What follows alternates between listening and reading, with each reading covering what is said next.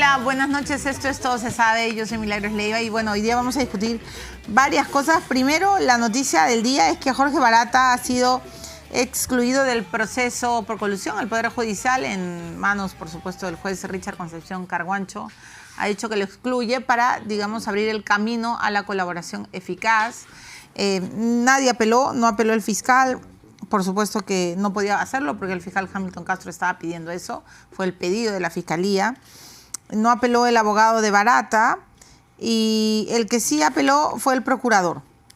El procurador Jorge Ramírez ha apelado porque, entre otras cosas, ha dicho que cómo se le va a cobrar la reparación civil. Ahora, claro, bueno, ustedes saben que Procuraduría y Fiscalía están divorciados hace rato, ¿no?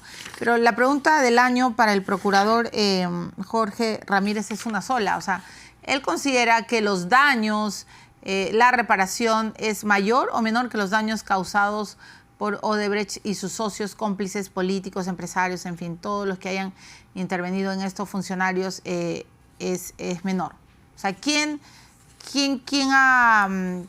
hizo más daño? Porque si ponemos en la balanza, yo creo que Jorge Barata tiene que contar todo para limpiar al país de los corruptos, sobre todo de los políticos que hoy día dicen, ay, yo no hice nada, es una mentira, ¿no es cierto? Si él empieza a contar, por lo menos nos vamos a liberar de gente que nos ha estado saqueando, ¿no? Entonces, no sé, espero que algún día el procurador pueda dar una respuesta sobre eso. Y lo otro es que Kenji Fujimori hoy día ha tuiteado y ha dicho que quieren disolverlo. Ha elegido además el escenario de su padre. Es alucinante. Él está jugando a ser, por supuesto, Alberto Fujimori.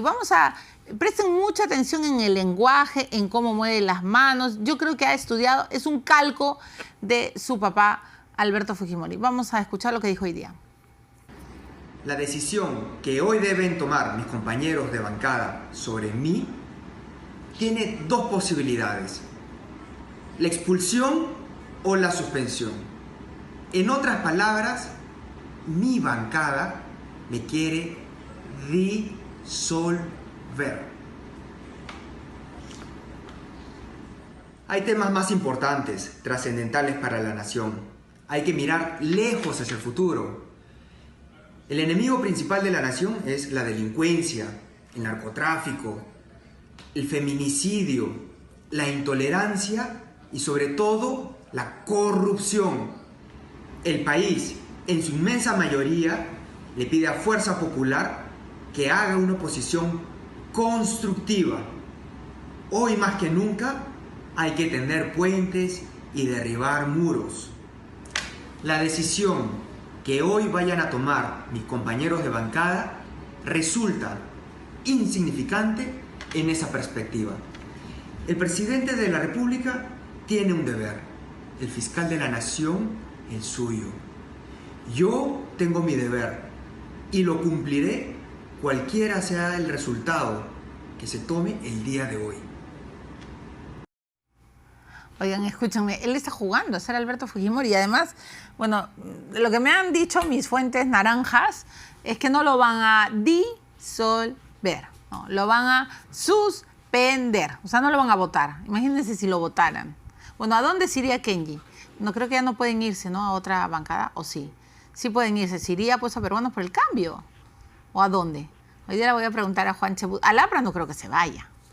No, en el APRA creo que no lo quieren, pero en Peruanos por el Cambio sí lo quieren. Pero lo divertido es cómo usa todo, ¿no? Toda la escenografía. Él casi es Alberto Fujimori. Y además les está diciendo, tenemos que luchar contra la corrupción. Agarra esta flor, hermana Keiko, que apareces en las agendas de Marcelo. ¿Qué tal, ah? ¿Qué tal, no? Bueno, en fin.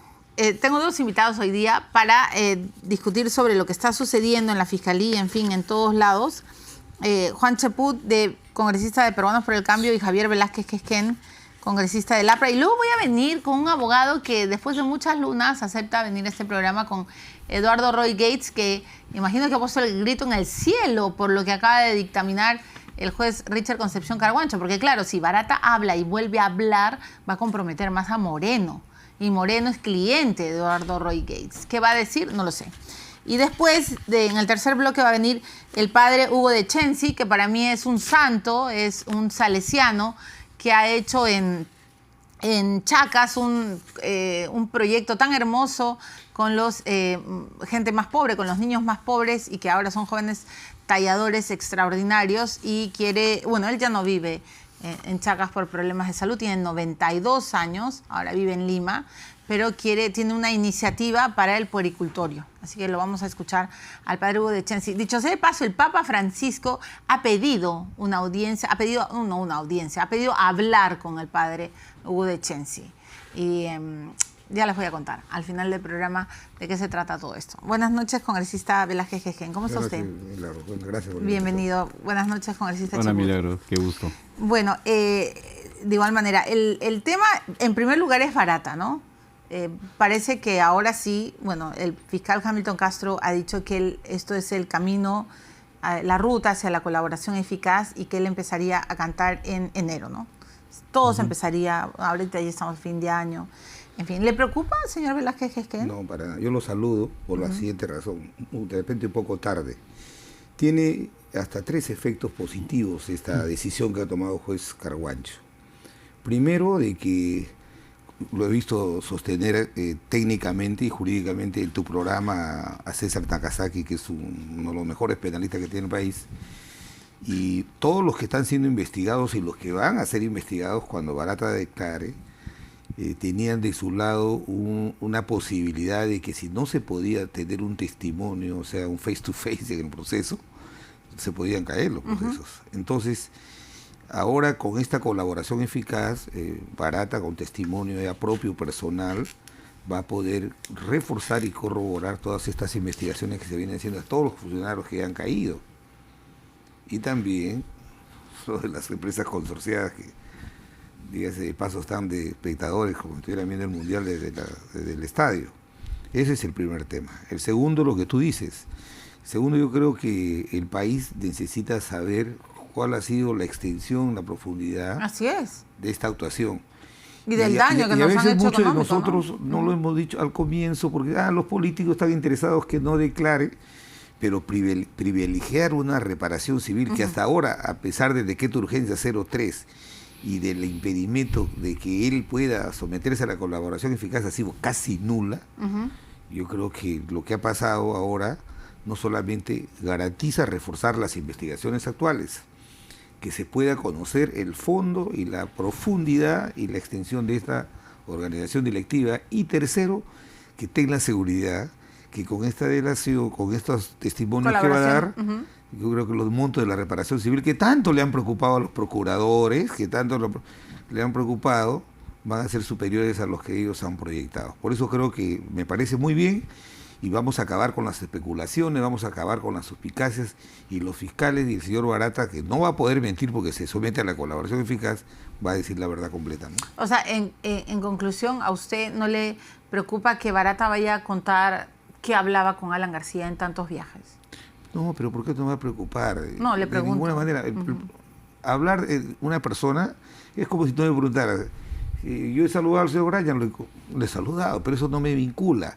Lo que necesitamos para hacer una investigación seria es establecer las obras, quiénes entregaron las obras y... ¿A quiénes se les asignó? Claro, porque parece que ha sido una homogeneidad, los famosos 3 millones, que es una de la línea base, los pagos que se hacían.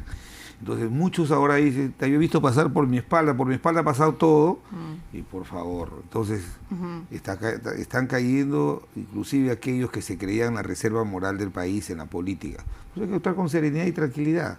¿Por qué preocuparnos? Yo creo que esto va a curar la salud moral del país si es que este testimonio puede lograrse, que los procesos no se entrampen, no se perturben, porque, repito, yo cuando escuchaba a Nakazaki no dejaba de tener razón. El que se dé un testimonio con pliego de preguntas iba a ser fácilmente rebatido acá por los que están procesados, los que están inclusive encarcelados. Entonces ahora con este testimonio de colaboración fiscal ya en el país, eso va a consolidar esos procesos y también va a permitir conocer la profundidad de los hechos. Muy bien. Congresista Chaput, ¿cuál es su opinión? ¿Está preocupado, contento? Sin ¿Le parece ninguna positivo? duda, esta es una noticia terrible, ¿no? Para todos aquellos que han recibido coimas. Y es una gran noticia para el país. Yo creo que el procurador no puede actuar con un criterio de cajero ni con un criterio economicista, en el cual él está preocupado, de repente con razón, por los 3 millones de soles que ya no les va a poder retener al señor Barata y por todo lo que tendría que pagar como reparación civil. Pero eso significa poner en una balanza el daño moral que se le ha hecho al país y los 3 millones que podría deber este señor.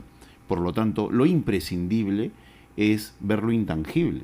La forma como una empresa, consorciada con otras, ha pervertido no solamente a un sector de la política, sino también un sector empresarial, a un sistema, abogados, algunos periodistas, algunos actores, qué sé yo, ¿no? Entonces... O sea, ¿a usted le parece importante que Barata cante y cuente todo? Claro, porque la opinión pública tiene que saber lo siguiente. Él está sometido ahorita a leyes brasileñas, en las cuales son bien rígidos en cuanto a lo que significa decir la verdad, pues de lo contrario los beneficios que podría obtener simplemente no los obtendría. En segundo lugar, la posibilidad de que él brinde mayor información desde el momento que es excluido de las investigaciones es algo que ya se venía reclamando, e inclusive Marcelo Odebrecht habría solicitado esto para seguir hablando. Entonces, lo que nosotros queremos como país, como clase política, es que de una vez se desentrañe todos aquellos que de una u otra forma han tenido un doble comportamiento ante la sociedad. Estamos viendo con bastante pena como algunos que se atribuyen, ¿no? Que son los mismos, ¿no? Que luego dicen yo devuelvo las canastas, ¿no? Que no sirva para nada.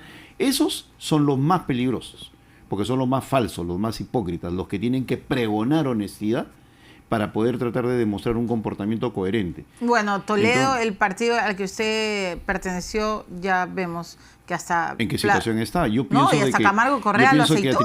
Que atributos como la honestidad no tienen que pregonarse, ¿no? Sino simplemente actuarse. Entonces, es importante que este señor Barata pues empiece ante el juez o el fiscal correspondiente a decir lo que sabe, para que de una vez todo un sistema falso de prestigio se devele en su verdadera dimensión, ¿no? Muy bien, y le voy a hacer la misma pregunta que le he hecho al congresista Velázquez Quején. ¿Y usted no teme que en medio de ese canto y de esas declaraciones Barata hable de Kuczynski?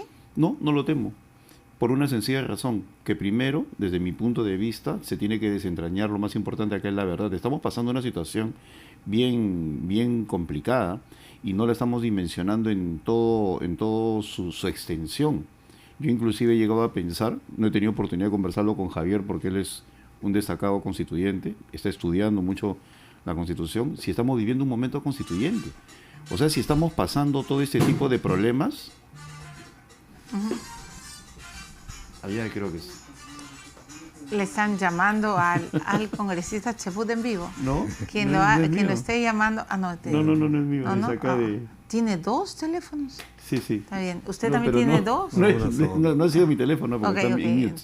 Por favor, ya, muy bien, disculpe, congresista. Sí, yo venía señalando de que de repente estamos viviendo un momento constituyente en el cual ya es necesario ver de qué manera mejoramos el contrato social en el Perú, pues todo lo que está sucediendo en estos momentos, que implica inclusive un escenario de corrupción que en estos momentos está saliendo a flote como consecuencia de un sistema que ya no da para más, merece que lo pensemos de otra manera, y el fujimorismo no puede seguir en la lógica de no cambio la Constitución por nada del mundo.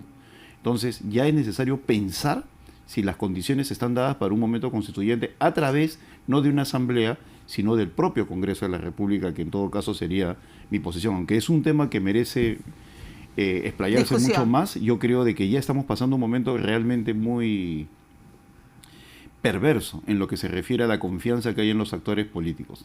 ¿Cómo vamos a salir de este pantano, congresista Velázquez Quején? Porque, a ver, hay un costo político, en efecto, muchas cabezas están embarradas, algunas, bueno, hay pruebas más que evidentes con la delación, con las cuentas, en fin, otros están bajo el velo de la sospecha, pero también hay un costo empresarial, ¿no es cierto? Muchos empresarios de nuestro país están metidos en este caso tan complejo, árbitros, abogados, estudios que se prestaron para escribir la letra chiquita y poder hacer la trampa, ¿no? a nuestro país, periodistas que también han sido, y no sé, imagino que Barata ahora dará la lista completa de a qué medio y a qué periodistas ¿no? le pasó la propina. Y en fin, el pantano es denso. y nuestro país, lamentablemente, estamos con una agenda odebrechizada, porque claro, no salimos vamos de un escándalo al otro, ¿no? Y dosificado por fuentes de la Fiscalía y de los mismos actores judiciales. Entonces, la pregunta es, ¿cómo vamos a salir de eso? Mira, yo comparto lo que ha dicho Juan. De verdad que lo veo positivamente. Cuando dejamos el gobierno, yo nunca he sido funcionario en el primer gobierno de Alan García, salimos con una profunda crisis económica, el terrorismo se echaba, y vino una respuesta que luego fue autocrática. Y durante 10 años se montó sobre el Estado un sistema de corrupción que lo depredó. ¿Cuál fue el resultado de esa década del 90? Los casi 20 años que tenemos de democracia ahí con nuestra institucionalidad débil. Yo creo que hay un fenómeno que no hemos proscrito, la corrupción. Entonces, se suponía que después de esos 10 años nunca más iba a pasar, ¿no? Pero pasó y peor. Exactamente. Pero el lado positivo es que en democracia se ha podido que el país avance y en material, social y económicamente el país no está tan deteriorado como está la política. Entonces, en la medida en que nosotros abordemos, pero con objetividad, porque, por ejemplo, cuando hay un funcionario corrupto, hay alguien que lo corrompió. Y tú eres, no es porque estoy en tu programa, pero yo te sigo y es uno de los pocos, por no decir el único programa donde se puede hablar de las famosas consorciadas de otras personas. Nadie quiere hablar de eso. Y cuando preguntas, sí, pero es mi amigo, claro, no todo el mundo silba. Claro, ¿no? Entonces, hay algunos que quieren aparecer como los que son las quinta esencia de la defensa de la moral pública y aparecen en los medios, sí, que la corrupción. Entonces, la corrupción es endémica, pero en la medida que la única forma es poder reducir esos espacios de la corrupción es cuando los actos se visibilicen, la transparencia es fundamental. Entonces, la gran lección de esto es justamente por eso saludamos que se promueva esta colaboración eficaz, que no debe costar 50, 100 millones como algún procurador cree. Que lo más importante es, por favor, el daño que ha ocasionado este hecho va a ser mayor social y moralmente que lo que se pueda recuperar. Y entonces, en ese sentido, ¿a usted no le preocupa que abriendo el organismo corrupto, no solo amigos suyos vayan a caer, sino que instituciones vayan a tener que necesariamente ser reformadas? Mira, por eso te digo que es a veces paradójico. Dicen, las empresas no cometen delitos sino sus funcionarios, sí, claro, los ejecutivos, pero las instituciones tampoco. O sea, puede haber militantes, dirigentes, pero a veces sí me ha dolido, y también comparto la preocupación de Mauricio, que es injusto que un partido que durante 87 años ha hecho política en el país, con derrotas, con victorias, ahora se nos pretenda por un fiscal irresponsable y precipitado decir que somos una organización criminal, ¿no? Que nos quieran investigar como partido. Pero bueno, en fin, eso es la democracia y hay que aceptar las reglas que la democracia impone. Pero, ¿por qué nos debemos preocupar? Yo creo que esto va a ser un momento de profilaxis, ¿no? Total, en la que podamos ir avanzando a construir un país que ya no solamente le vaya bien económicamente, no solamente que le vaya bien socialmente, sino también que se restablezca la moral pública para que los jóvenes y los ciudadanos puedan ver con expectativa y entusiasmo participar en la vida política del país. Mira, el fútbol, el gran legado que ha dejado el fútbol, ahí escuché a Elmer Cuba decir que no ha impactado económicamente, pero socialmente sí, porque había ahí todo un entusiasmo, había todo unión, un sentimiento, alegría, ¿no?, de los peruanos, y en torno a eso hemos podido unificarnos. Entonces, ojalá que una vez que se decante todo, porque al haber un funcionario corrupto ha habido alguien que lo ha corrompido, y ese alguien que lo ha corrompido ha dicho, yo no lo he hecho solo, lo he hecho con otro. Pero mientras dejes una pieza suelta, siempre quedará el manto de la duda, siempre quedará ese espacio de que tú le aplicaste la justicia a uno, a otro no. Por eso, con serenidad y tranquilidad, para suerte en este caso, las pruebas, el testimonio están en otro país.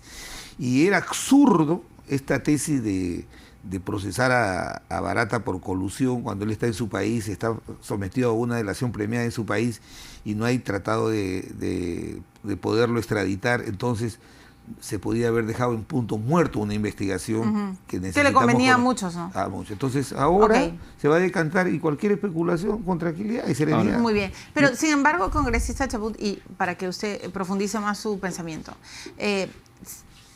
¿cómo podemos confiar que el gobierno actual, que el Ejecutivo, que ustedes, la bancada de gobierno, está en el mismo sendero, en el mismo camino de todos los que estamos indignados? Le hago esta pregunta porque la Procuraduría está divorciada, está separada de la Fiscalía. Y entonces hoy día, mientras el fiscal Hamilton Castro dice, sí, estoy contento, bueno, no lo ha dicho así, pero sale y dice, en enero este señor se ha convertido en colaborador, etcétera, el procurador dice, no, yo voy a apelar. Pero no solo eso, antes... usted sabe lo que ha pasado con la doctora Príncipe. Bueno, la doctora Ampuero ha estado acá diciendo varias veces que a ella la han votado porque se atrevió a sospechar del presidente actual. Y entonces, ¿cuál es la garantía, señor, de que en este gobierno sí hay esa intención seria, política, de que, por Dios, limpiamos, ¿no? Limpiemos todo? La principal garantía está en la separación de poderes. Tenemos a un presidente del Poder Judicial que habla lo que piensa y se desenvuelve con independencia, igual a un fiscal de la Nación como Pablo Sánchez, que ha manifestado que él, independientemente de lo que se piense, su equipo de fiscales lo respalda.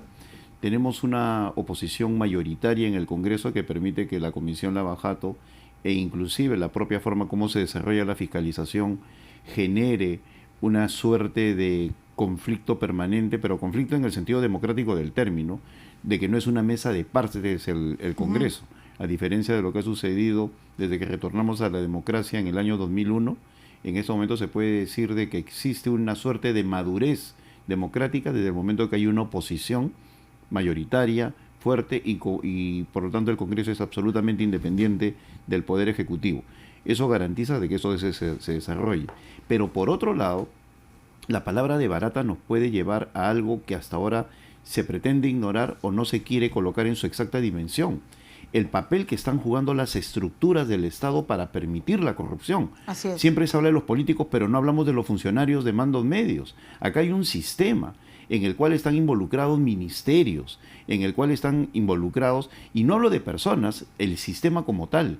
Por ejemplo, yo pienso que no puede ser, dentro de un esquema de reforma del Estado, de que en el Ministerio de Economía y Finanzas esté inmersa la función Hacienda, Economía y Planificación, ¿no? Cuando en otros países está por separado. El tener tanto poder hace de que sea uno de los núcleos que facilitan este tipo de procesos. Bueno, mire lo que pasó Claro. con el exministro Mariano González y todos Por los eso lobistas y el digo, acuerdo, ¿no es cierto? Es Para hacer contratos importante ficticios y meterse por repensar ahí. el Estado, pues de lo contrario se irán presos de repente 100, pero dentro Pero de 5 faltarán años habrán 100 200. más. No, y faltarán 200 Entonces, que son los que si están no abajo. aprovechamos, yo estoy 100% de acuerdo con lo que ha dicho Javier, de la profilaxis, pero si no aprovechamos para repensar el Estado, pues simplemente estaremos viviendo una etapa más de la corrupción. Acá a los políticos nos corresponde ver cómo hacemos una verdadera reforma, y repito, no puede ser de que existan ministerios todopoderosos, pues si hacemos un análisis de cuándo empiezan los problemas en el Perú, pues veremos pues de que cuando se modifican las estructuras del Estado, se mezcla papas con camote, se le quiere dar un poder omnimo a un determinado ministerio o a otro, pues empiezan los problemas, pues se centraliza las funciones y de esa manera se evitan los controles cruzados. Entonces, el Contralor no solamente debe preocuparse de lo que significa tener más gente, lo cual me parece positivo para hacer un control, sino también en sugerir cuáles son las nuevas estructuras que debería haber para que de esa manera el Estado sea más controlable, no en términos de toma de decisiones, sino en términos de evitar que choques externos como este de la corrupción, porque es un choque externo, porque viene de empresas, de fuera, nos hagan tanto daño. Mira, en el Perú de hoy estamos hablando de cerca de 2% del PBI que se va en corrupción, 12.000 millones de soles. No estamos hablando de 1.000 soles, de 2.000. No, claro. 12.000 millones de soles que afectan nuestro proceso de crecimiento. Por lo tanto, lo que diga Barat y todos ellos debe venir acompañado de un verdadero repensar el país. Entonces, ¿usted también cree que hay que replantear? Milagrito, lo que hemos visto en el tema de estos lobistas que han logrado a Curio que todo, Sí, que claro. tenía proceso judicial al tiempo en que le otorgaron los bonos soberanos. El parlamentario más poderoso del gobierno, no puede gestionar el Ministerio de Economía para su pueblo ni $1 millón para bonos soberanos. ¿Cómo sale eso? Entonces todo, como dice, está mucho se dice, claro, se simbolizan los políticos. Cambias el ministro, cambias el político. Pero hay funcionarios que mira, la estructura, les más que hablar de otra cosa que he verificado este fin de semana, que he estado siguiendo las acciones de reconstrucción en Lambayeque.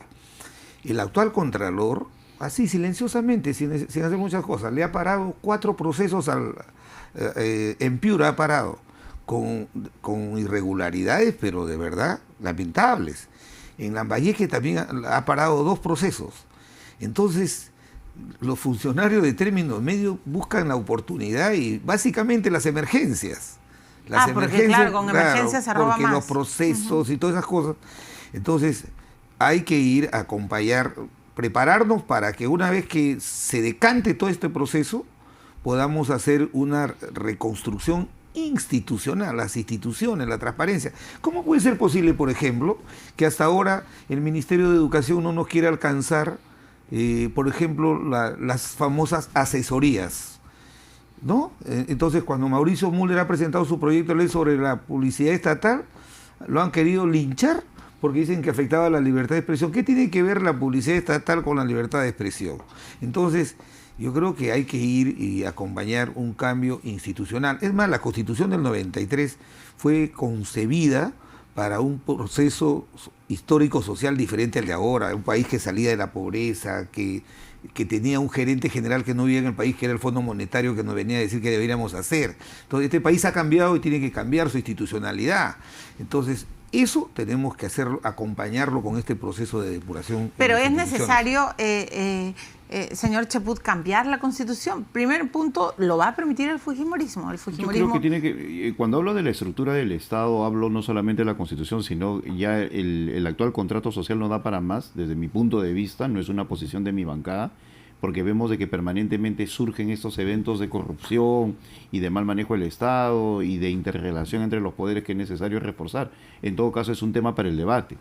Pero lo que yo creo es que es necesario también que la opinión pública sepa que la corrupción no solamente significa coimiar a un funcionario o coimiar o comprar a un político, también significa comprar opinión, también significa manipular la verdad. También significa generar corrientes de opinión para que se convierta en héroe un determinado ministro, el mejor ministro de todos los tiempos, mientras las becas se reparten solamente a 2 universidades, ¿no? Y sale una corte de personas a decir que es el mejor ministro de todos los tiempos. O sea, ¿usted cree que el ministro Saavedra fue una construcción mediática? Yo sí, y lo he dicho varias veces, inclusive yo he tenido discrepancias, y aún más, yo soy una persona ligada a la academia, y no he encontrado ni un educador que diga de que estamos pasando el mejor momento educativo. No, sin duda no es el mejor. Pero sí lamentaba mucho que cuando uno ejercía una crítica constructiva, porque yo nunca insulto ni cosas por el estilo, te venía un montón de personas indicando cómo es posible que se metan con determinado ministro que es el mejor de todos los tiempos. Bueno, yo me remito a la evidencia fáctica, los hechos, qué se ha hecho de bueno. Y en ese sentido yo tenía discrepancias con el modelo. Entonces, no solamente es coimear a una persona, sino generar percepciones equivocadas que al final facilitan las cosas. Mira, el caso de Luis Fabre, está pasando desapercibida esa noticia. El temor de Luis Fabre lo ha llevado a pedir también ser colaborador eficaz. Yo creo que debemos ponerle al señor Fabre los reflectores, porque habían columnistas que eran sus publicistas. Contraten por favor al señor Luis Fabre antes que se vaya con otro. Entonces, a sabiendas que pasaba lo siguiente, que parte del modelo en América Latina era ingresar por el lado de la ayuda publicitaria, de la ayuda de campaña, para luego convertir en rehén al candidato como consecuencia de que lo hicieron ganar, entre comillas. Pero cualquiera gana con un montón de plata, más que como consecuencia de una buena campaña. Entonces, por eso te digo, es un sistema que tenemos que empezar a ver, y no solamente con los ojos de preferencia con los políticos como siempre. Por eso yo hoy día en la mañana, cuando me entrevistaba una colega tuya referente a las canastas, al aguinaldo, yo defendía la posición de la mesa directiva del Congreso al cual pertenezco, en el sentido de los aguinaldos, pues yo creo que es una tremenda hipocresía decir yo no quiero recibir, ¿no? Yo sé que ustedes merecen su canasta, bueno, no es una canasta. Pero vamos al hecho de que ahora es ya un es necesario, aguinaldo. pero ya es necesario, disculpa Milagros, de que empecemos a ver las cosas como debe ser, enfrentar los eventos como deben ser y aprender, porque si no somos un país que aprende del error, seguiremos cometiéndolos. Y eso pasa por empezar a desenmascarar a todas esas personas los falsos valores que pregonan honestidad y que terminan siendo más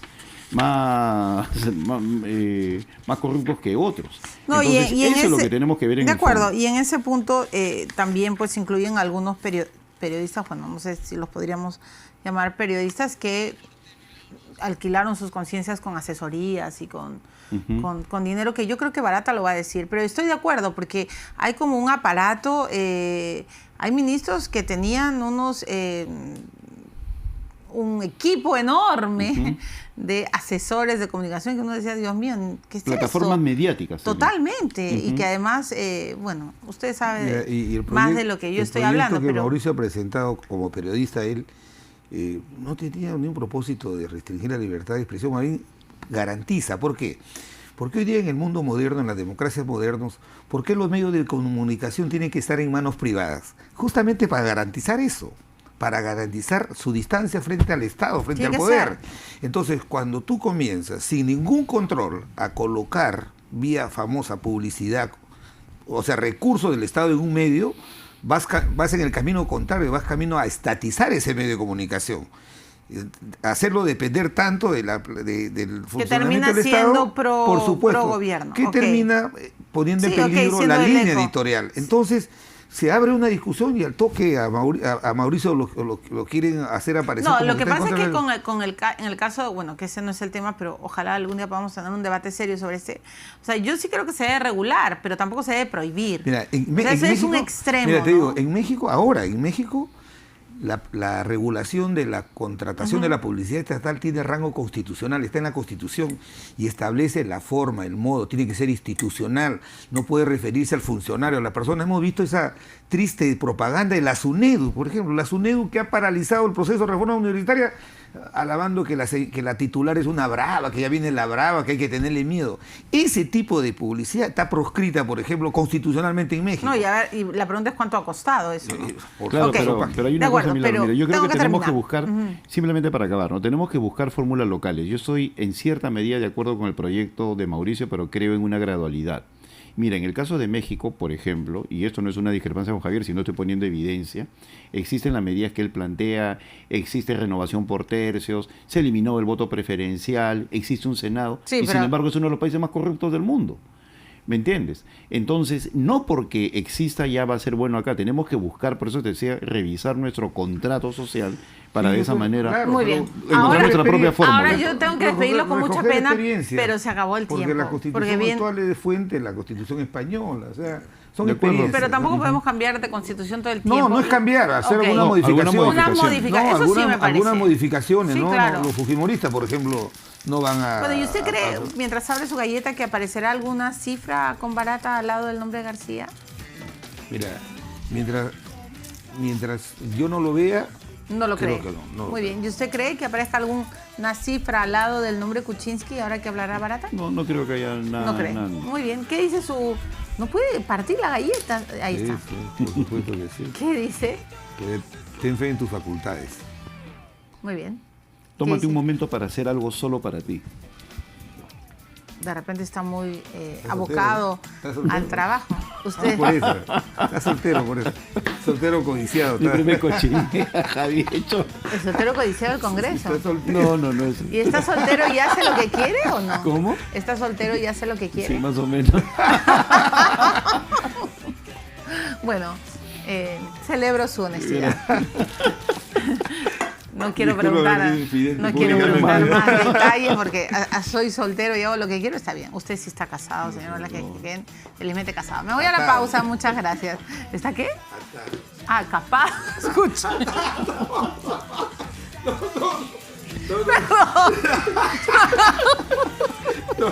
Yo dije, ¿qué es esto? Atado. Está casado con Z. Está bien, casado, feliz. Qué vergüenza, por Dios. Ya. Muchas gracias, señores. Bienvenidos otro día. Qué horror. De repente un día puedo hacer un programa sentimental con los políticos, todas las sorpresas que tendríamos. Me voy a la pausa, regreso, por Dios.